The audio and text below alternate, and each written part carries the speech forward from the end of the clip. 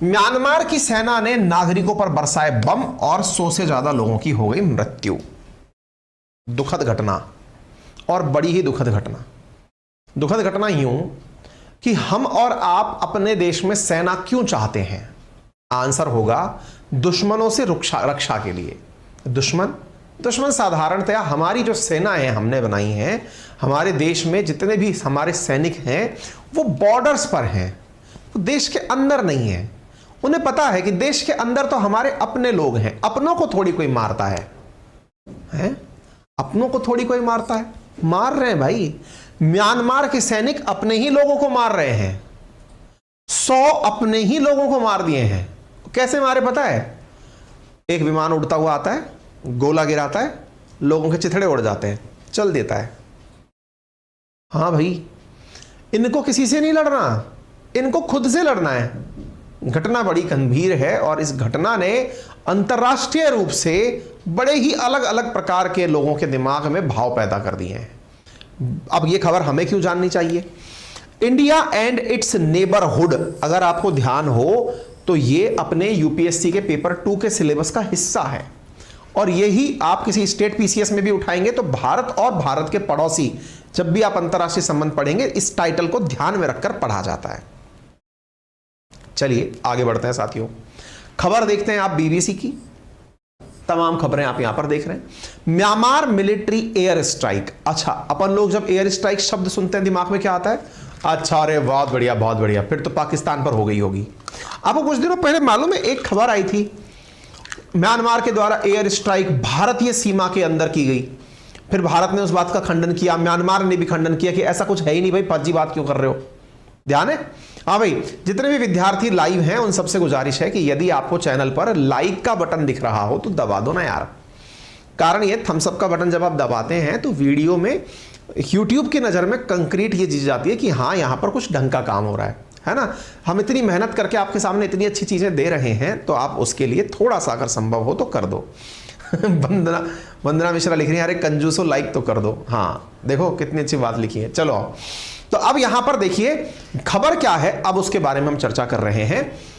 ये तस्वीरें देख लीजिए आप, हालांकि थोड़ी तस्वीरें आपको विचलित कर सकती हैं, लेकिन इन तस्वीरों का उद्देश्य केवल ये बताना है कि म्यांमार के द्वारा एयर स्ट्राइक की गई। एयर स्ट्राइक के अंदर हम लोगों ने अब तक क्या समझा है? इंडिया ने पाकिस्तान पर एयर स्ट्राइक कर दी। हम तो यही समझते हैं कि दुश्मन के ऊपर एयर स्ट्राइक होती। इन्होंने अपने ही लोगों पर एयर स्ट्राइक की। जेट से बम्बर्स आए और हवाई जहाज से 20 मिनट तक फायरिंग की। 100 से ज्यादा लोगों की मौत हो गई। हमारी जो न्यूज एजेंसी ANI है उसके अनुसार यह बात पता चली। जगह कौन सी थी? पाजिगी नामक जगह थी, जो कि सांगेंग नामक स्टेट पर स्थित है, जिसकी राजधानी नेपिडो है। वो अपनी राजधानी नेपिडो से 250 किलोमीटर दूर की खबर है। यहां पर पीपुल्स डिफेंस फोर्सेस का ऑफिस था, उस ऑफिस के इनॉग्रेशन पर हमला हुआ। क्या थी घटना बताऊंगा। एक बार के लिए पीपल्स डिफेंस फोर्सेस देख लीजिए। साथियों आप सबको यह तो मालूम होगा कि म्यांमार के अंदर सैन्य शासन है। इस समय सैनिकों का शासन है। सैनिकों का शासन है जिसे जुंता का शासन, जनता नहीं जुंता, JUNTA, जुंता, ठीक है ना। 2021 में यहां के इलेक्शंस में आन सांग सूकी जो कि म्यांमार के निर्वाचित नेता थी, उनको हटाकर सेना ने तख्ता पलट कर दिया। सेना ने आन सान सूकी को जेल में डाल दिया और जो सेना के जनरल थे उन्होंने अपना सत्ता में शासन कायम कर लिया। आन सान सूकी को वहां की सरकार में 348 के लगभग सीटें मिली थी। फिगर एग्जैक्टली ध्यान नहीं है, 300 से ऊपर थी।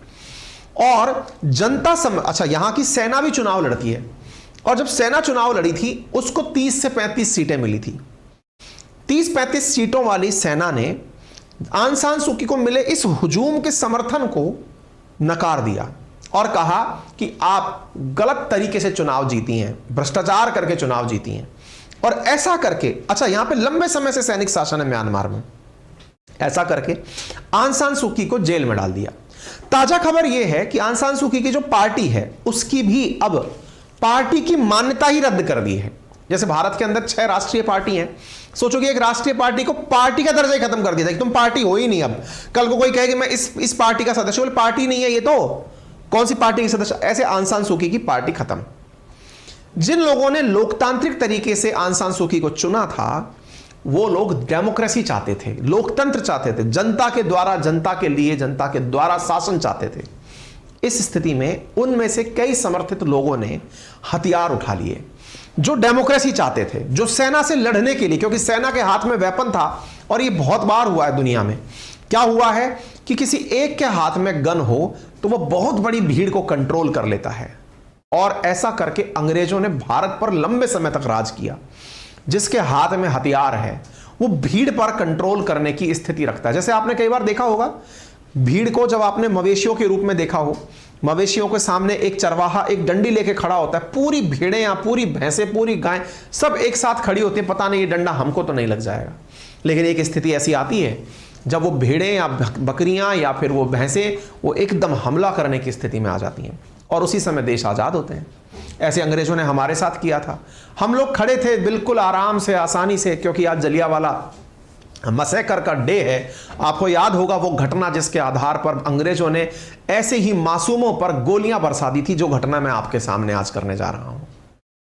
लेकिन उसका परिणाम क्या निकला? उन अंग्रेजों को देश छोड़कर भागना पड़ा, क्योंकि जब गोलियां खा ही ली सीने पर तो फिर डरना किस बात का।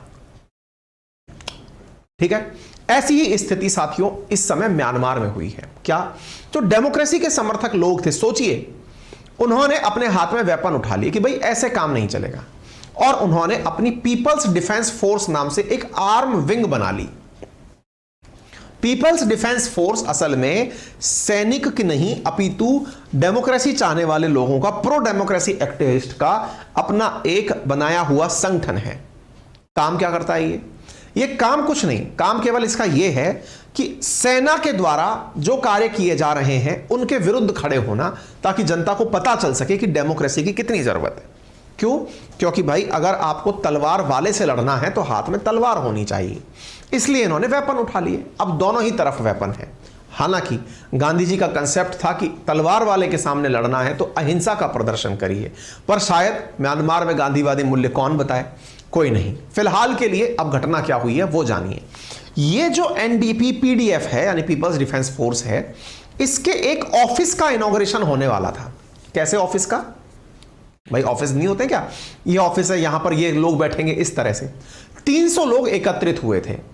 300 लोग एकत्रित हुए थे। उन 300 लोगों के ऊपर सेना का एक फाइटर जेट आता है, एक गोला गिराता है और सब लोगों को 20 मिनट तक गोलियां मारकर मार देता है कि तुम लोग डेमोक्रेसी चाहते हो। ये क्या होती है? धड़ धड़ धड़ धड़ धड़ खत्म।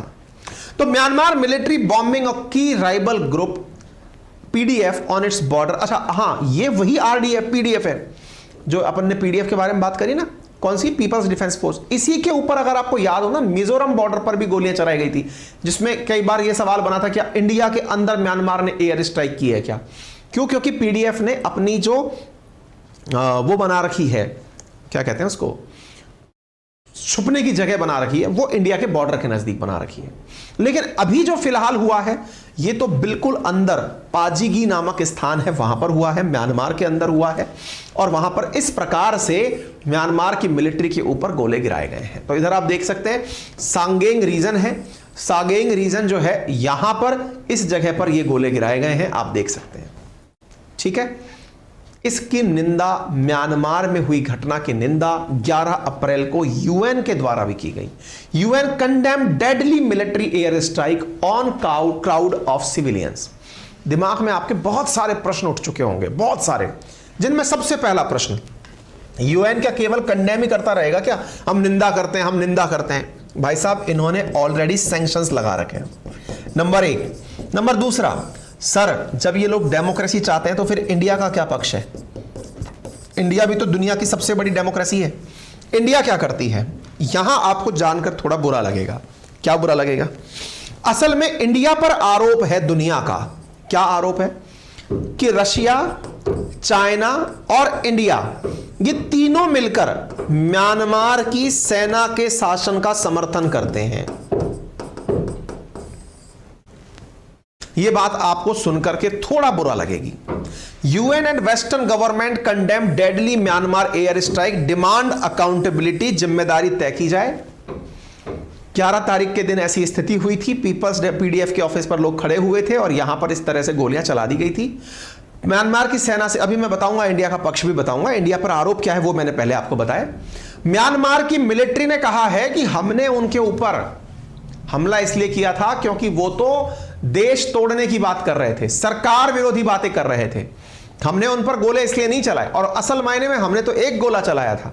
वो जो हमने गोला चलाया वो उनके जो वेपन इकट्ठे हो रखे थे उन पर जाकर पड़ गया, वेपन से वेपन फट गए और इस वजह से वो लोग मर गए। इनका अपना ही जस्टिफिकेशन है।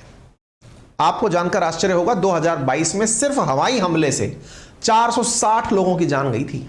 मतलब आप सोचकर देखिए कि ये लोग अपने लोगों पर हवाई हमले करते हैं और हवाई हमले करने में मतलब हर साल लोग मारे जाते हैं। असल में इन्होंने मिग 35 यूज किया था या सुखोई 35, कोई फाइटर जेट था जो इन्होंने यूज किया था, जिसकी वजह से ये घटना हुई थी, ठीक है ना। 1 फरवरी के बाद में 135 घटनाएं हो चुकी। मैंने असल में एक वो डाली थी, 35 तो था, वो कौन सा 35 था बता देंगे अभी आपको।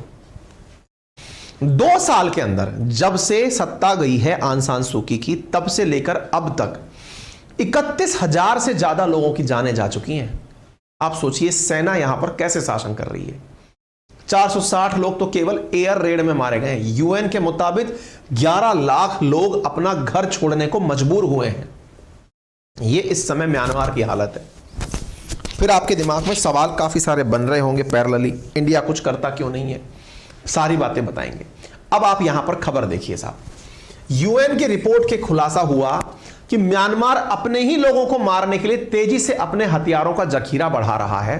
म्यांमार पाबंदियों के कारण दूसरे देशों से हथियार नहीं खरीद सकता, इसके चलते वो खुद अपने हथियार बना रहा है। आपने जान लिया, यूएन ने सैंक्शन लगा रखा है। सैंक्शन लगा रखा है तो इसके पास वेपन कहां से आ रहे हैं? चीन और रूस दे रहे हैं। इसके अलावा इस काम में भारत, अमेरिका और जापान समेत 13 देशों की कंपनियां म्यांमार का साथ दे रही हैं। वहीं बीबीसी की रिपोर्ट में खुलासा दिया कि म्यांमार लोगों पर एयर रेड करने के लिए जिन एयरक्राफ्ट का इस्तेमाल कर रहा है वो रूस और चीन की हैं। जरा इस खबर को पढ़िए आप। ये एक एक्स यूएन ऑफिशियल है जिसने क्या कहा, China, US, India among countries helping Myanmar जनता मैन्युफैक्चरर वेपन। अब ये चल क्या रहा है भाई? एक तरफ डेमोक्रेसी की बात करने वाला देश अमेरिका, एक तरफ डेमोक्रेसी का सबसे बड़ा देश इंडिया। ये सब लोग चाहते क्या हैं? डेमोक्रेसी चाहते भी हैं कि नहीं चाहते हैं? और वहीं दूसरी तरफ रशिया और चाइना, जनता मर रही है। UN report call for urgent action. सब ऊपर ही जा रहा है। ये सब हो क्या रहा है कुछ समझ नहीं आ रहा है। इसके समझने के तरीके निकाले जा सकते हैं, क्योंकि कौन किस तरफ है कुछ भी जब पता ना चल रहा हो तो सबके फायदे सोचो। क्रिमिनोलॉजी में एक चीज समझाई जाती है, जितनी भी इन्वेस्टिगेशंस होती है ना, पुलिस की जितनी भी इन्वेस्टिगेशन होती है उसमें एक चीज पढ़ाई जाती है कि इन्वेस्टिगेशन जब करनी हो तो सबसे पहले कोई भी क्राइम हो, तसल्ली से पहले क्राइम को देखो। क्राइम को देख करके सबसे पहले एक लिस्ट बनाओ या फिर दिमाग में दिमाग लगा के ये सोचो इससे फायदा किसको है। बस फायदा किसको है, अगर आपने वो पकड़ लिया तो आपको रूट कॉज पकड़ में आ जाएगा, किसने करवाया होगा। क्योंकि जब आपकी चीजें दिमाग से एकदम हटपटा जाएं, इंडिया का नाम भी आ रहा है, यूएस का नाम भी आ रहा है, चाइना का नाम भी आ रहा है, ये तो दुश्मन है सब एक दूसरे के, रशिया का नाम भी आ रहा है, समझ में ही नहीं आ रहा है चल क्या रहा है। तो बड़ा सवाल फिर यह बनता है कि फिर रूट कॉज ढूंढो, कौन जिम्मेदार है। सैंक्शन लगा रखा है कि कोई वेपन नहीं बेचेगा, इसका मतलब फायदा ढूंढो साहब। तो म्यांमार से किसको क्या फायदा हो सकता है? इधर देख लीजिए, Sukhoi 30 fighter jet from Russia इन्होंने लिए थे 4 जुलाई 2022 को। ये आप खबर देख सकते हैं। अब थोड़ा सा इसका फायदा ढूंढते हैं, आपको मैं बताता हूं। पहली बात, पहले तो म्यांमार के अंदर भारत का ही पक्ष जान लीजिए आप। भारत क्या करता है? आंसर है भारत कुछ नहीं करता। भारत म्यांमार के केस में, म्यांमार है कहां? बिल्कुल भारत से एडजॉइनिंग देश है, नॉर्थ ईस्ट से कनेक्टेड देश है, उसी से ऊपर चाइना कनेक्टेड है। भारत म्यांमार में कोई सी सरकार आए, चाहे आंग सान सू की आए, चाहे सेना की सरकार आए, भारत चुप रहता है। क्यों चुप रहता है? भारत ने म्यांमार को लेकर यह निर्णय ले रखा है, म्यांमार को ही नहीं, पूरी दुनिया को लेकर, कि मैं तुम्हारे मसलों पर, किसी के आंतरिक मसले पर कुछ नहीं बोलूंगा। भारत का एक भी स्टेटमेंट आज तक दुनिया के किसी भी देश में चल रही किसी घटना पर नहीं है। ना यूक्रेन मसला पर हम कुछ बोले। लोग बहुत दिन से ये पूछ रहे हैं यूक्रेन पर आप कुछ नहीं क्यों नहीं बोलते। अरे हम म्यांमार पर भी नहीं बोलते, हम श्रीलंका पर भी नहीं बोलते, हम पाकिस्तान पर भी नहीं बोलते, जो हमारे नेबर हैं हम उन पर भी नहीं बोलते। वो उनका अपना इंटरनल मैटर है।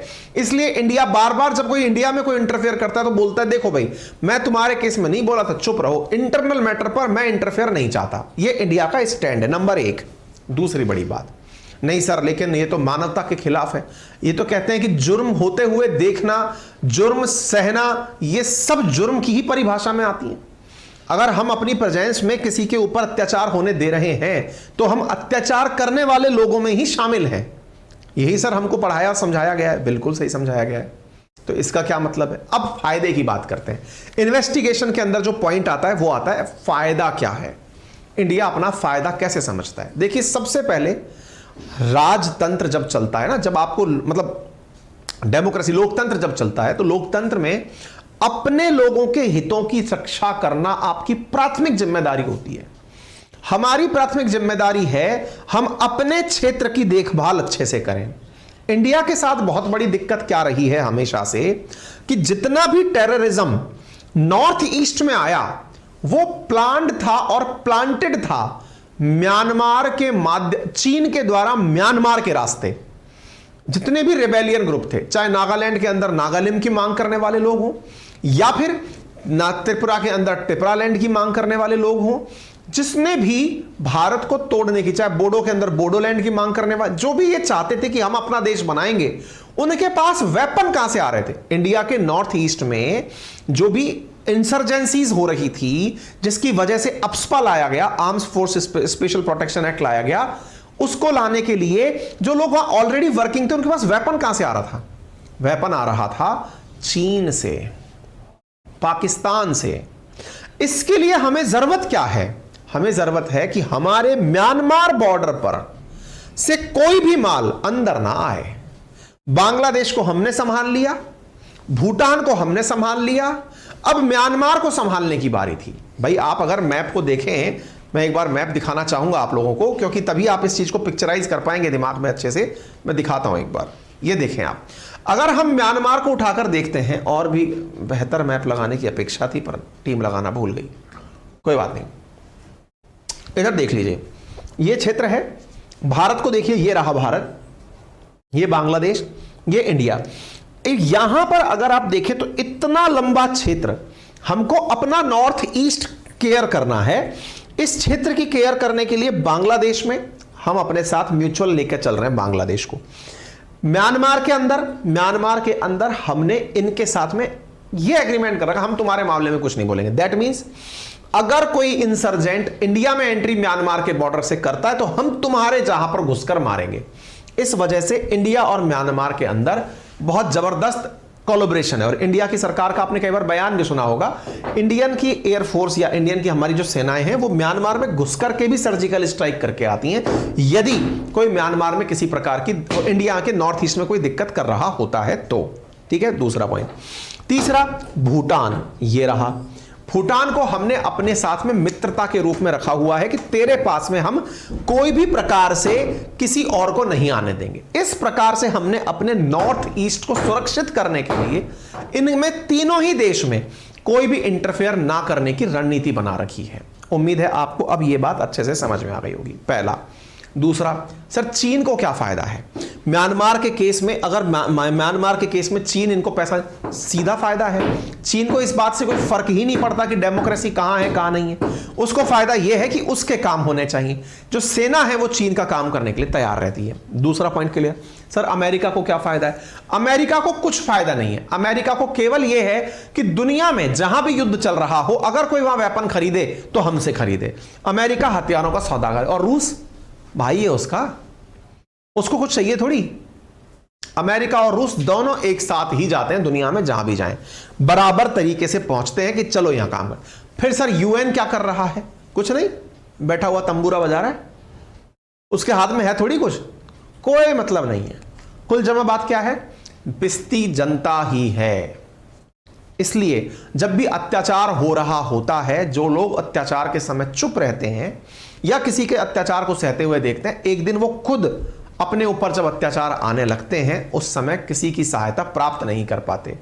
हम में से बहुत सारे लोग यूरोप को देख करके काफी हंसते हैं, देखो यहां पर तो कोरोना की वैक्सीन का भी विरोध हो रहा है, ये कैसे डेमोक्रेटिक लोग हैं। एक हम लोग हैं जिनको सरकार ने आदेश दिया, हम तुरंत वैक्सीन लगाने निकल पड़े।